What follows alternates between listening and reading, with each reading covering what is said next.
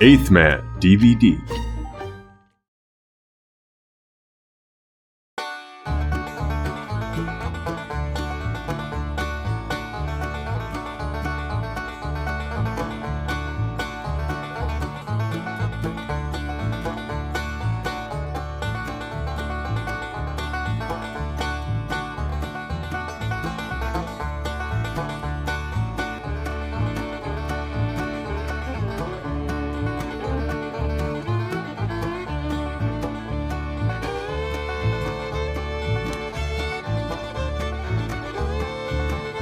The Beverly Hillbillies.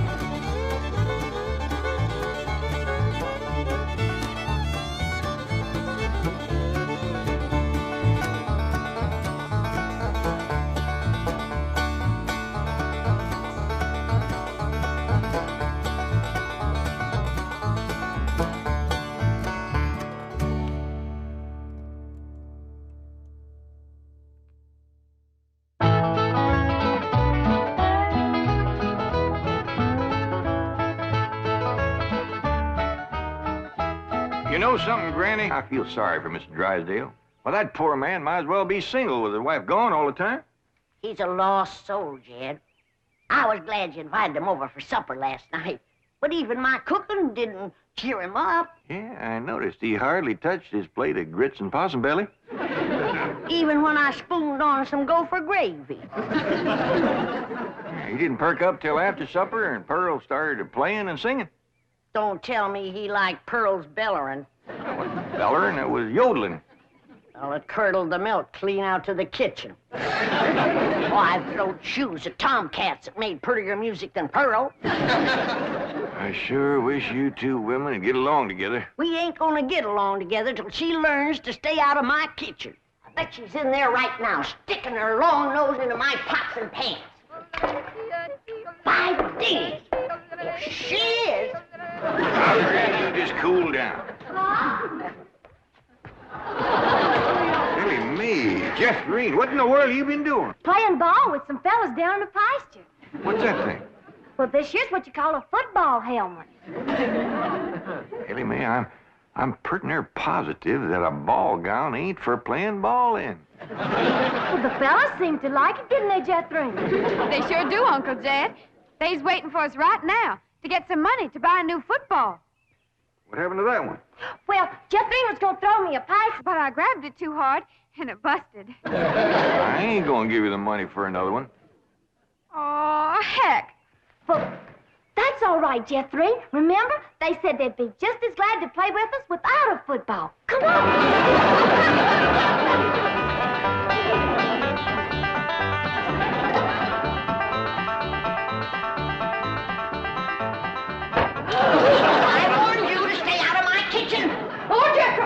Save your law. Protect me from that wild woman. Hold her, Jethro, so I can tackle her. Granny, a thing like that could smart. Put me down, big overgrown put. Hey, what's going on here? Jethro, put your granny down. Me He down. was fixing to whomp Ma. I'll whop her. Here, Ma, now it's a fair fight. Nobody's gonna whomp nobody. Well, then you tell Pearl the next time she sticks her nose in one of my pots, I'm gonna cook it. It is my bounden duty as a mother to supervise the victuals of my growing children. Don't tell me they is still growing. The Clampett side of the family has always been big, strong, strapping folks. It's your family that brought in the runts. Who you call a runt? I think she meant you, Granny. He's about as helpful as a high wind in a prairie fire. Come on, Pearl, you and me's gonna have a talk. Jethro, you stay here and help your granny cool down. Okay, Uncle Jed. Granny, would you rather I held you under the faucet here to cool off, or took you out to the cement pond and ducked you? Try either one and I'll bash you flatter than a gander's arch. Now, Pearl. Cousin Jed, I know just what you're going to say. You're going to say, Pearl, stay out of the kitchen. You're going to say, that's Granny's kitchen and it's none of your business. You're going to say, stay in your room where you belong. That's what you're going to say, ain't it? Ain't nothing like it at all. What I was going to say was, it seems to me that a handsome widow woman in the prime of life ought not to be hiding herself in the back part of the house, working over steaming pots and pans and dipping her piano-playing fingers into soapy water and hoarsening up her beautiful singing voice yelling at Granny. That's what I was going to say. Praise be. Why don't I keep my big mouth shut and just listen? You know, Pearl, you got the gift of making music. And I reckon there ain't nothing these city fellas likes better than that. Really, Jed? Yeah, remember last night when Mr. Drysdale was here and you was playing and singing and yodeling for him? Yeah. You brung that poor lonesome man a lot of happiness. Jed, you ain't agreeing in me, are you? I'll give you my word. Remember that song you sung, The Flowers That Bloom in the Spring, Tra-la? Yeah. Well, you had Mr. Drysdale believing it was spring. No. Yeah. While you was still singing, he went, flung open the window, stuck his head out, and started taking deep breaths, just like he was really smelling them flowers. Reckon he liked my yodeling? Pearl, he like to went wild. I reckon them city fellas don't get a chance to hear much yodeling. 'Cause when you throwed your head back and cut loose, it really grabbed a hold of him. It did?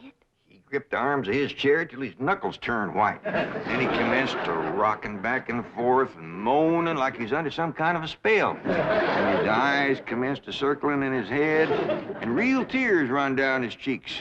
Before you got done, he was limp as a dish rag. I had to help him to the door.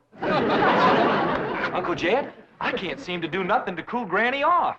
Ain't no need to, Jethro. Your pretty, young, piano-playing ma has decided not to hide herself away out in the kitchen. That's a good idea, Ma, because Granny, she'd find you and whomp you. Well, we'll see about that. Well, you stay out here and practice playing and singing and yodeling. I'll take care of Granny. I wonder if I should have told Uncle Jed that Granny's waiting behind the door with a skillet to whomp the first person that sets foot in her kitchen. Reckon I should have. Jed, I'm sorry. I thought it was Pearl coming in. Granny, you done shortened me. I'll make a poultice for your head right away now, Jed. Right away.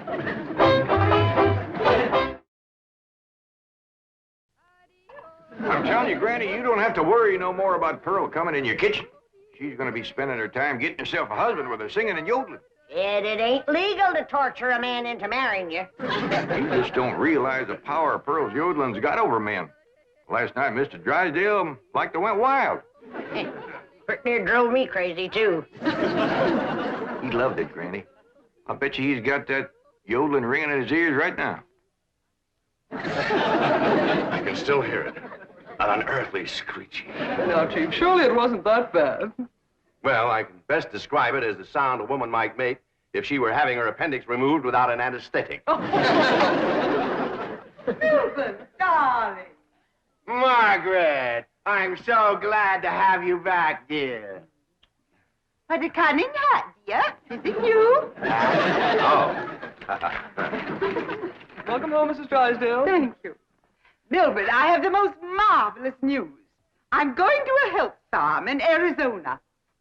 What? Some women were talking about it on the plane. It's terribly chic, quite expensive, and you don't need any willpower. They just force you to be healthy. The doctors are all deliciously mean.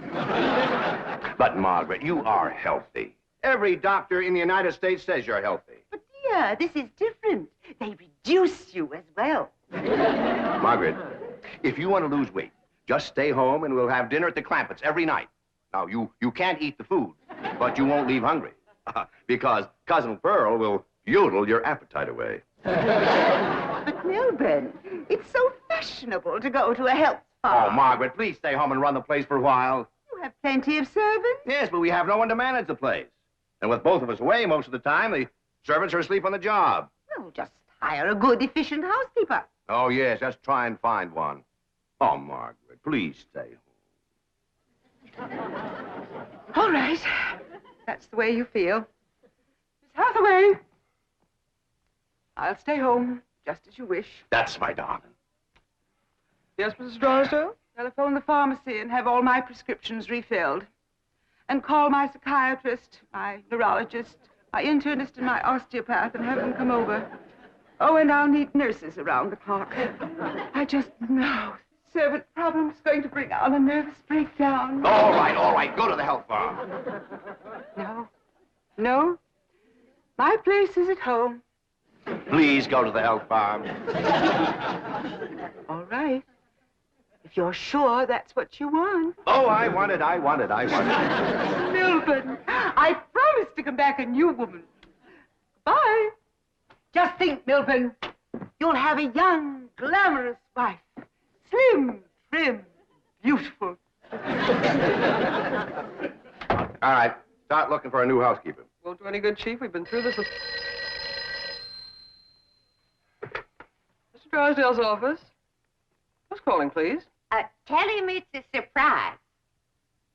Surprise? That's what she says. Milburn Drysdale speaking. What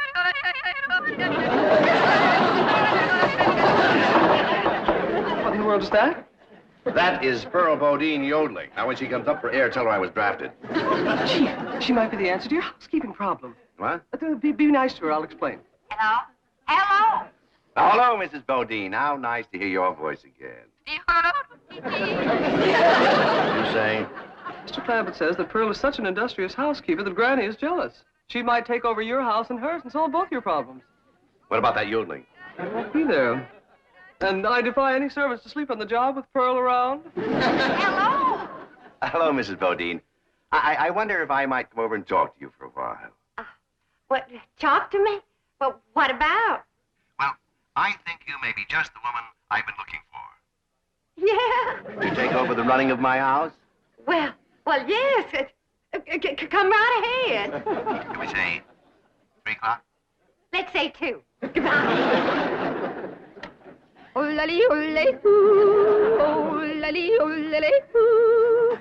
Will you stop that infernal caterwauling of yours? It might be infernal caterwauling to you, but it's pure catnip to me.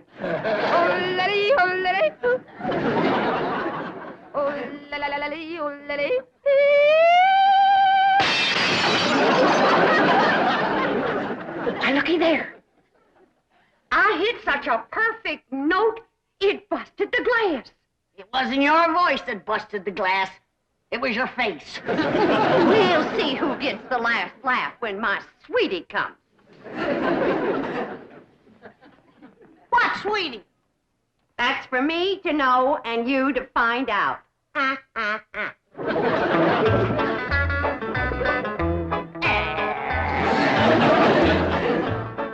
Sure is nice of you to share your soap with Miss Drysdale. Well, with my lye soap, she'll be happy to stay home and do her housework. Granny, most powerful batch of soap that you ever made. Just a breeze blowing it back on me on the way over here has got me crying. I make a big soap to do a big job. Arrivederci, au revoir, toodaloo. Howdy, Miss Drysdale. Hello. Goodbye.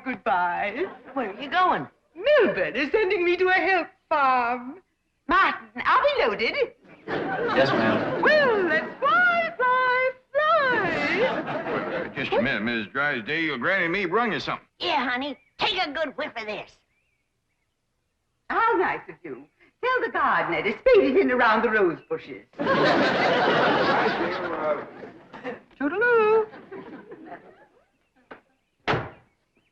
Oh, just a minute, ma'am. Granny and me'd like to talk to you. I haven't time. The sooner I go, the sooner Milburn will have his new wife. Did you say new wife? Completely new. Young, glamorous, slim, trim, and beautiful. Oh, Martin, did we pack my medicine? 16 bottles, Mrs. Drysdale. Good. Drive on. Toodaloo.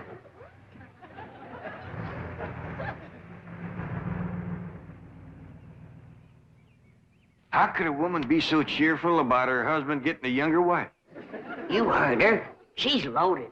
Yeah, both of them. Stewed to the gills. Who do you reckon is the woman that busted him up? Hard to tell, Granny. There's so many young, beautiful women out here.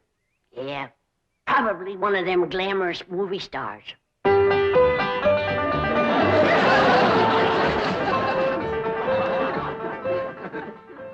Hey, Ma. You sure are all fancied up. Do I look like one of them glamorous movie stars? Yeah, by golly, you do. Which one? Milton Sills. Go on and get out of here. Now listen. You find your sister Jethrine and your cousin Elly May and tell them to start practicing to be bridesmaids for my wedding. You getting married, Ma? Well, it ain't official yet, but I sure got him anxious. Get going.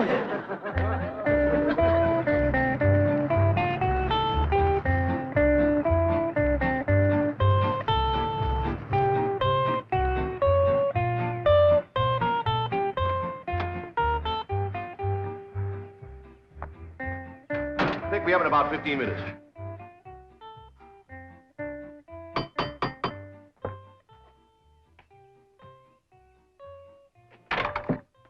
Oh, Mrs. Bodine. Why, Mr. Drysdale, you are anxious. If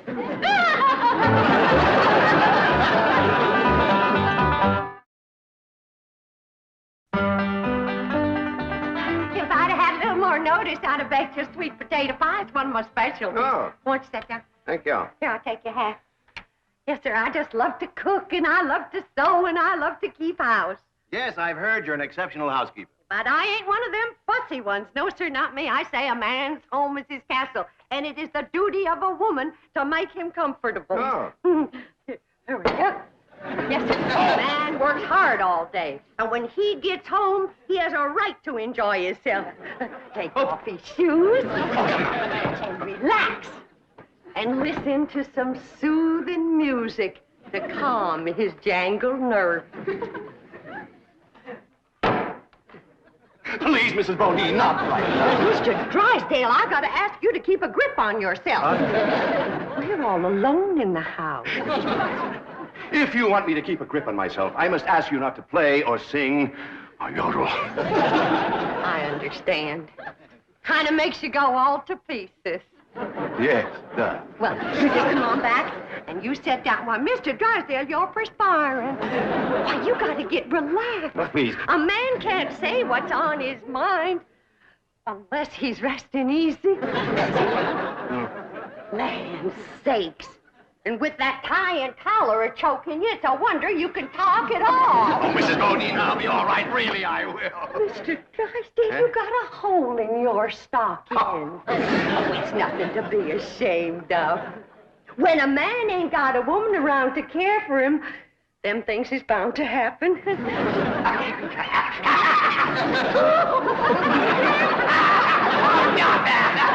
I declare, Mr. Drysdale, you're ticklish. Now, look, I'm gonna let you sit easy, and I'm gonna darn that up before you know it. Oh, Mrs. Bodine, no, really, I can manage. No, I ain't taking orders yet. No, please, give me back my sock. Give me my I sock. know how to handle you.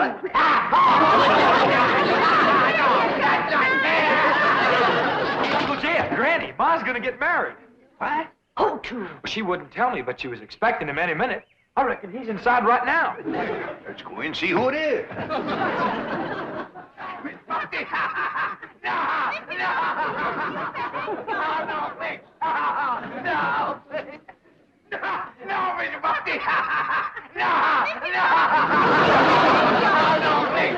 Mr. Drysdale. I reckon Pearl is a young, beautiful woman that busted up his marriage. What? It's been her singing and yodeling that drove him to it. Mr. Drysdale. Mr. Clampett, we're just, your cousin and I were... Oh, no, we weren't. Jethro, leave the room. Leave the house. Did you have to come back right now? We was just going great. Pearl, what's the matter with you? Man crazy, always was. Mr. Drysdale, get yourself decent. I'll be back to talk to you.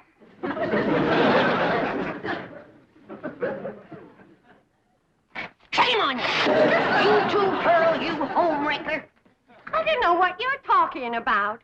You told me that Mr. Drysdale was crazy about my yodeling, so I called him at the bank, and I yodeled, and he come a-running over here to see me. You done yodeled your way twixt Mr. Drysdale and his wife. Wife, I didn't know he had a wife. Well, he has. The sweetest, kindest, nicest, drunkenest woman you ever saw. You done sent her to the farm. Put her out to pasture so he can marry you. You seen her leave. Oh, she knows about you, Pearl. Said her husband was going to get a new wife. Young, glamorous, slim, beautiful. Jed, that can't be Pearl. You're forgetting what a powerful spell her voice throws on a man. Now, Pearl, I'm going back in there and try to talk some sense to Mr. Drysdale. Whatever you do, don't yodel.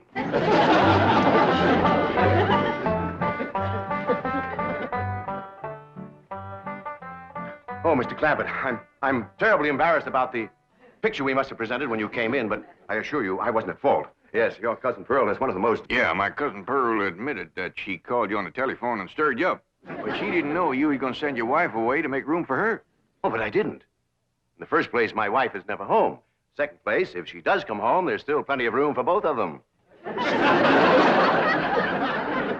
Drysdale, I hear tell that you folks out here behaves mighty different than we's used to. I know you're carrying a heavy load on account of your wife.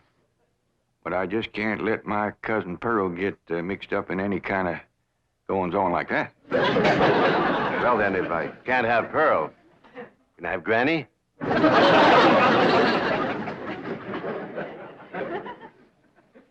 Lord love you, you're a desperate man. What are they saying? How can I hear when you keep pestering me? Mama! Oh! Jed told you not to yodel. I was screaming. Tell the difference. What in the world happened to you? We was playing football with some boys. Yeah, and they sure was dumb. Jethrine was a-toting the ball, and they kept a-tackling me. Go get cleaned up, both of you. Jethro says you want us to be bridesmaids at your wedding. Yeah, who you marrying, Aunt Pearl? What's his name, Ma? Puddin' and tame. Ask me again and I'll tell you the same. Now, get upstairs. That's a funny name, Puddin' and Tame. Oh, Ma don't care. She once said she'd marry Humpty Dumpty. Well, I like Jethrine Tame better than Jethrine Dumpty. Yeah, go back it. That poor man in there is so sick of his drinking wife, he is wanting to marry either one of you two. Last one in is an old maid. Ready? We's trying to save the marriage, not bust it up, and I think I got an idea that'll do it. I want you two to wait in the kitchen, and when I bring Mr. Drysdale in, I want the two of you. Yes, sir, Mr. Drysdale. Both them fine, hard-working, good-cooking, housekeeping women is in the kitchen there. All you have to do is go in there and take your pick. Oh, this is marvelous of you. Nobody knows. Oh, no. And they took the pledge.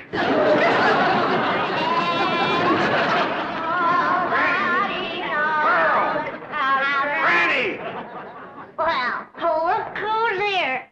It's old Jed himself. And there's Milburn, baby. You fellas want to dance? Come on, have a little dance. Come on now. You can't dance with her. Why not? It's all downhill. Take your pick now, Mr. Drysdale, while I can still walk over to your house. Oh, he's gonna pick me. Ain't you, sweetie Milburn? Oh, no, he ain't. He's gonna take me, ain't you? He gets your banker grabbing hands off of him. Who you shoving, fella? Who you shoving, huh? I'll show you. Shove it there.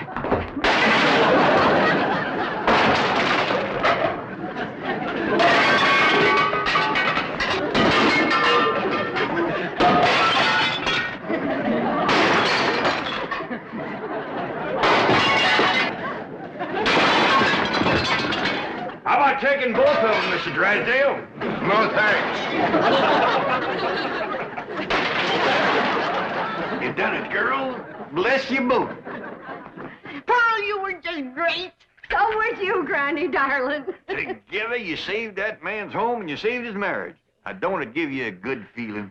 Yeah. Well, I'm kind of winded. I think I'll go upstairs and rest. Call me when lunch is ready, Granny. Oh, now, just a minute, Pearl, honey. We got a lot of mess to clean up here. But, Granny, darling, you give me strict orders to stay out of your kitchen. Remember? Why, you low down, no good. Here we go again.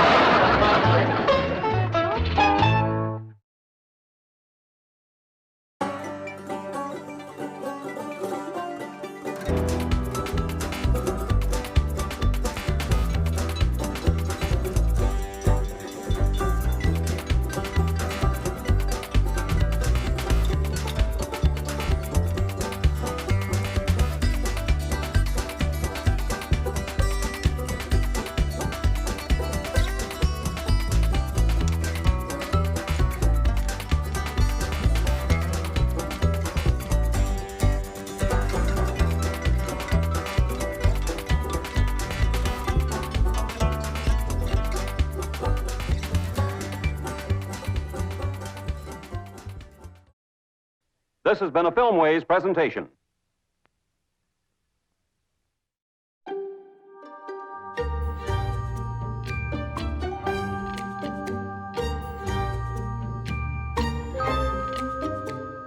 Eighth Man DVD.